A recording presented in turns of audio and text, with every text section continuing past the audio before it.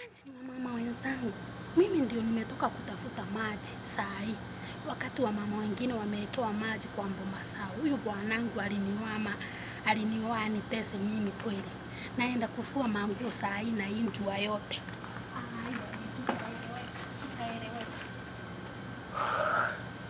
Mimi sikuua mtu kwetu. Wakati alinioa sikuua mtu kwetu. Sikuua nitarudi. Mama mwingine wamenunuliwa machine, wanafuliwa nguo na machine wakiwa wanaangalia TV sawa wakiwa starehe. Mimi hapa na injua yote nafua manguo. Hapana, na alafu naenda kutafuta maji. Ng'ombe zinaningoja, kuku kufagia, kupika. Na yeye amerandaranda huko mtaani. Anaenda kukunywa pombe na kukula miraa. Hapana, kitaeleweka. Wacha mimi heri nirudi kwetu.